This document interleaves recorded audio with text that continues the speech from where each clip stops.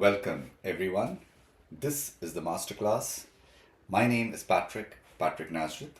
I'm here to help you with your doubts should you have any. I have around 30 years of teaching experience and I hope to be able to help dispel your doubts should you have any. Today we are looking at the poem The Night Mail, written by W.H. Auden. A bit about the poet then. He was born on February the 21st, 1907 at Yorkshire, England. He died September 29th, 1973 at Vienna in Austria. During his lifetime, he moved across the political spectrum from the left to the right. In other words, he was a staunch communist and then he moved across to the right.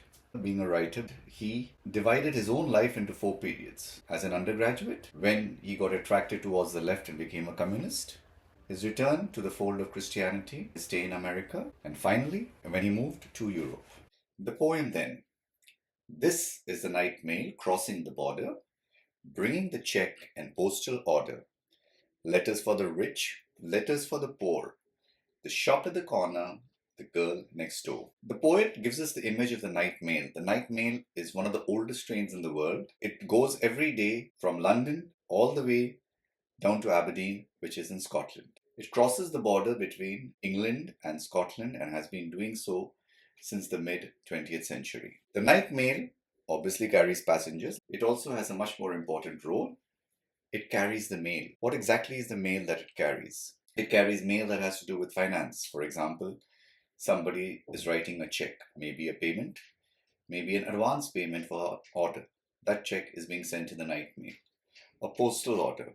A postal order is where money is sent via post. In other words, if you pay money to the post office in this city and you address it to somebody you know in another city, that person, when he receives the postal order, will get that amount of cash that you have deposited here delivered to his or her doorstep. Letters are impersonal. It doesn't matter what walk of life you come from.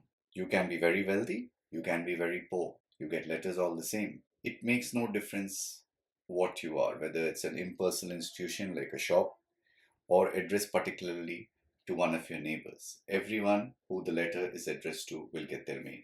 Pulling up bsebenglish. A steady climb, the gradient's against her, but she's on time. Past cotton grass and moorland boulder, shoveling white steam over her shoulder. The train goes past bsebenglish, a town in the southern uplands of the Scottish Highlands. It is part of the Lowther Range. In order to reach bsebenglish, the train has to go up a steep climb, which it is doing. Even though it is difficult, it is still running on time. The poet tries to give us an idea of the countryside that the train is passing through. These are the Highlands of Scotland, and they are known for their vast moors or grasslands. The terrain is very rocky. And how is she passing these grasslands? How is she passing these moors? The train is chugging full steam ahead. This was the time of steam engines. Nowadays, all we see are electric engines, but steam engines were run by coal.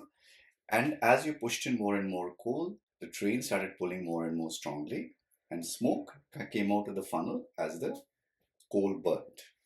Snorting noisily as she passes, silent miles of wind-bent grasses. Birds turn their heads as she approaches, stare from bushes at her blank-faced coaches. Steam trains, when they run, make different sorts of noises. In this case, the poet is comparing one of the noises to a sudden snort, where you inhale breath deeply. She is going past mile upon mile of windswept plains. There are bushes in those plains. Birds are nesting in those bushes. As she passes, they wake up, stare at the train. What do they see? There is nobody sitting and looking outside because it is night time. Everybody is sleeping. The windows are dark and there is no one looking out of them. Sheepdogs cannot turn her course. They slumber on with paws across. In the farm she passes, no one wakes, but a jug in a bedroom gently shakes. Sheepdogs are used in Scotland because this is a place where a lot of sheep are kept. The flock are kept in line with the help of sheepdogs, but sheepdogs cannot change the course of a train. The train has to run on the rails that have been made for it. She passes a particular farm, the poet says, where no one awakes. Why does no one awake? Because everyone is used to the sound of the night mail passing at that point of time. But as she passes the farm, the vibrations that are set up by her makes a jug in the bedroom of that particular farm shake. Dawn freshens, her climb is done. Down towards Glasgow she descends. Toward the steam tugs yelping down a glade of cranes. Towards the field of apparatus, the furnaces set on the dark plain like gigantic chessmen. All Scotland waits for her. In dark glens, besides pale green locks, men long for news. The day is coming, dawn breaks to sunrise. The climb that she had to negotiate, the uphill climb is done, she is going downhill. What lies downhill? The city of Glasgow. Glasgow is a port city. On the sea, there are steam tugs that are making a lot of sound with their whistles. They are pulling the vessels that have come from other ports, taking them to the docks, where cranes wait to unload their cargo. The fields around Glasgow are full of industrial equipment, full of industrial machinery. You can see the chimneys that are rising from these industrial complexes where the furnaces are burning. Every person in Scotland waits for her. Whether you live in the plains, in the glens, or you live besides a loch. A loch is a lake found high up in the mountains where the water is green, as the poet tells us. Why is everyone waiting for her? Because each of them want the same thing. They want news of their loved ones. They want news of maybe their business ventures. We don't know what news they're waiting for, but they're waiting for the night mail to bring their letters to them. Letters of thanks, letters from banks, letters of joy from girl and boy, receipted bills and invitations to inspect new stock or to visit relations, and applications for situations, and timid lovers' declarations, and gossip from all the nations, news circumstantial, news financial, letters with holiday snaps to enlarge in, letters with faces scrawled on the margin, letters from uncles, cousins, and aunts, letters to Scotland from the south of France, letters of condolence to Highlands and Lowlands. The poet gives us a very long list of the amount, the sheer volume, the different types of letters that are sent. They may simply be from a girl to a boy. Maybe it is a letter from a bank approving your loan or asking you for payment because you have not been paying your monthly installments regularly. Relatives write. People who don't have the courage to declare their love face to face, they write. Maybe there are job applications. And of course, gossips. Everybody talks, they have something to say, they write it down and send it on to you. News that perhaps people have just inferred. They have seen something, they've observed something, and they have said, okay, I'm seeing this because of this. There is financial news. You have letters that are thick. Why? Because they carry holiday snaps. Somebody has gone on a holiday.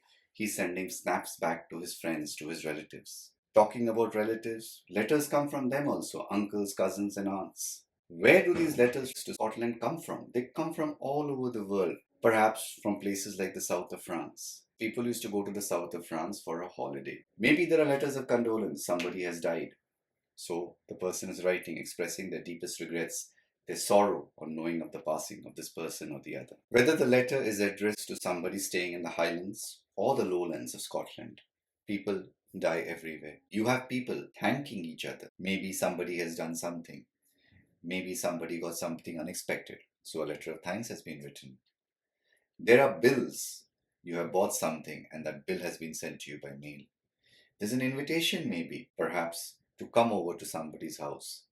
Perhaps to go for a wedding. Perhaps to see, if you're a businessman, some new stock that has come out. Here the poet is trying to show us that letters come in very many types, whether they are business, whether they are news, whether they are deeply personal. And what do they come on? He goes on to say, written on paper of every hue, the pink, the violet, the white and the blue, the chatty, the catty, the boring, the adoring, the cold and official, and the heart's outpouring, clever, stupid, short and long, the typed and the printed and the spelt all wrong. So these letters are written on different types of paper, different colors of paper. They're written in different styles. Some are conversational letters. Some are letters that make fun of other people. Some, while you're reading them, you could get bored. Some maybe are trying to praise somebody, adore somebody, they are in love with somebody maybe. Some letters come from the government or some letters come from the bank, which are very impersonal in their tone, they're official. This has to be done because you are due for doing this. People are pouring out their hearts, their feelings to each other on the letter. These letters, some of them are very clever, interesting to read. Some are stupid. Perhaps they contain things that are not written very well. Some are short, some are pages long. How are they written? They're written by hand. Maybe they're typed. Maybe they're printed. Whether handwritten, printed, or typed. Even the spellings sometimes are wrong. Thousands are still asleep, dreaming of terrifying monsters or a friendly tea beside the band in Cranston's or Crawford's.